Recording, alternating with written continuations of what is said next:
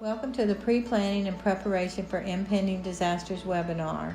I am Dr. Paula Stangeland, and my background working during disasters as an American Red Cross nurse, working in a facility that was affected by disaster, and completing my dissertation on the lived experiences of nurses who worked in affected facilities during a hurricane provide me with the expertise to discuss this topic. Even though the American Nurses Association Code of Ethics does not explicitly detail the obligation of nurses to report to duty during emergencies, the Code of Ethics does address nurses' responsibilities to the public. It is our duty as nurses to care for the public. Caring for others is often difficult when we have family, therefore planning is even more important. Ensuring our families are safe allows us to focus on our performance while working during the disaster. Knowing what to expect while working during a disaster, along with having and implementing a plan for disaster situations, can greatly reduce anxiety and fears. The overall objective for this webinar is for you to become familiar with what planning and preparation needs to take place before a disaster and share strategies to help prepare nurses for working during disaster situations. Roy T. Bennett is the author of The Light in the Heart, and he loves sharing positive thoughts. He said, "Never lose hope. Storms make people stronger and never last forever. Just like any disaster, they never last forever. There is an end." The objectives to this presentation are listed on the slide. As we continue through the presentation, you will learn important aspects to working during disasters. Knowing what type of disasters occur in your area will help you decide what to place in essential disaster kits for home, work, and for pets. Creating a disaster preparedness plan is crucial to being prepared.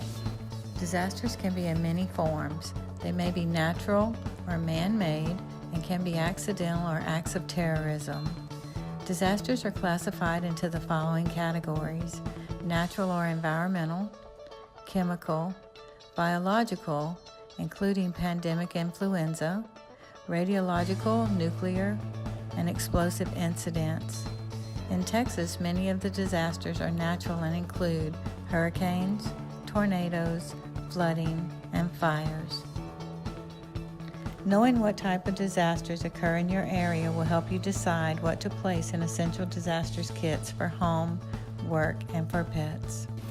Disasters severely disrupt people's lives as well as the normal functioning of the environment, both in the community and work arena. Disasters can threaten anyone at any time, and proper planning is critical to reduce the impact of disasters to all areas of daily living.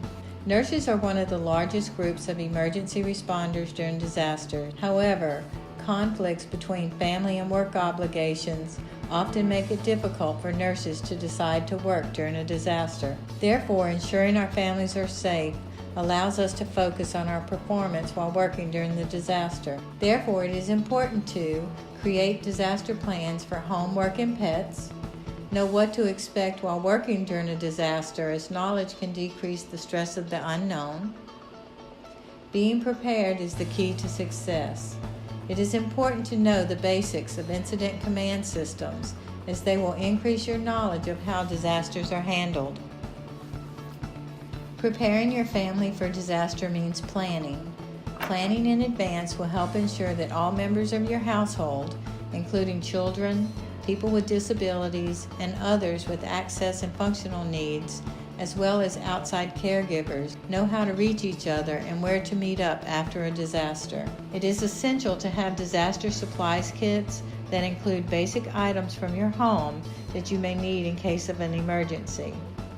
In addition, your family plan should include how you will get to a safe place, a transportation plan, how you will contact each other, a communication plan, how you will get back together, and know what you will do in different situations. You need to plan for everything. A communication plan may start with creating a contact form for each member of your family and include name, address, and phone numbers. Be sure to include home, work, and cell numbers. You should create a paper copy of the contact information for your family and other people, such as medical facilities, doctors, schools, or service providers. You should then share this information with your family. Make sure everyone carries a copy in his or her backpack, purse, or wallet. If you complete your family emergency communication plan, you can print it onto a wallet-sized card. You should also post a copy in a central location in your home, such as your refrigerator or family bulletin board, and also have regular household meetings to review and practice these plans. It is also important to determine a meeting place. Identify a place in town and out of town.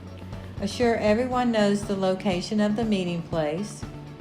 If possible, identify a family member or friend who lives out of state or far enough away from the disaster who can be a central contact for everyone.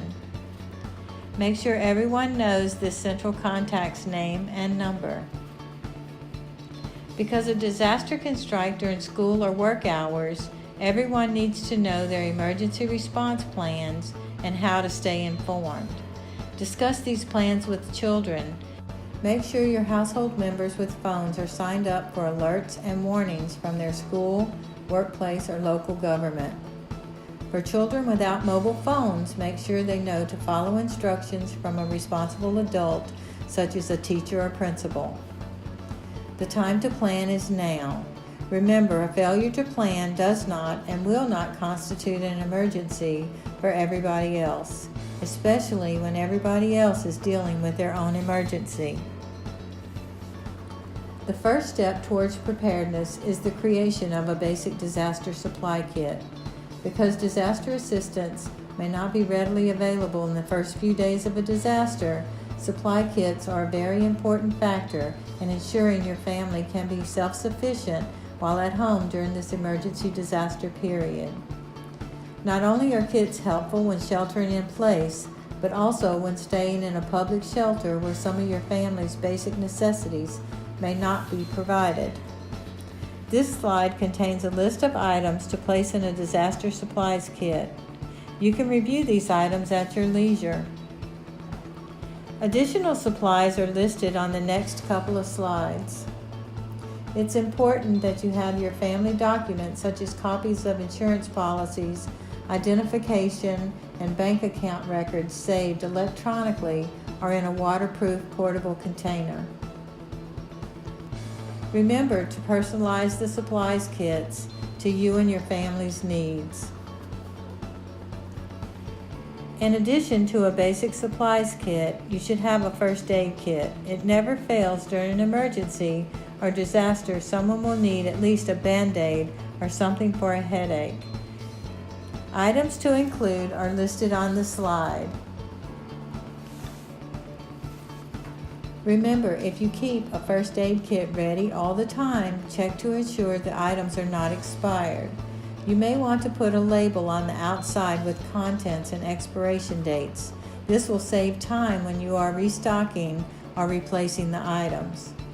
When preparing for a disaster, think about what you may or may not be coming back to. Having an important documents checklist will be important to organize information so that you or others who might have to manage your affairs know where to find all the records. You should include information about whom to contact, such as your lawyer, financial advisor, primary doctor, or dentist during an emergency. Before disasters, check insurance policies to be sure the home and its belongings are adequately covered. Make copies of vital documents and store the originals in a safety deposit box or other secure location. Make a complete inventory of all property and store a copy in another location. Note, it is a good idea to store documents and pictures on a USB or external hard drive that can easily travel with you. Many of us have furry family members or pets in our household, and we need to remember to provide for these family members too. You should have a disaster kit for each pet. The following items should be on the pet plan checklist. Identify places to stay where pets can remain with the family, or alternative places to board pets in case of evacuation. Make sure to have sturdy carriers available for all pets to keep them safe, calm, and easy to transport. Assure all pets have identification, collar, leash, and proof of vaccinations. Remember, many places will not allow pets without vaccinations. Assemble a portable disaster supply kit for pets and store it in an easy-to-carry container. If for some reason pets must be left behind, prepare an emergency pen in the home that includes a 5-day supply of dry food and a large container of fresh water.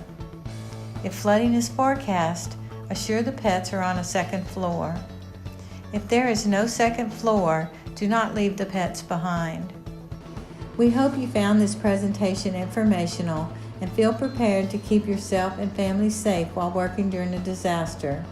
Please visit the website listed below for more resources and information.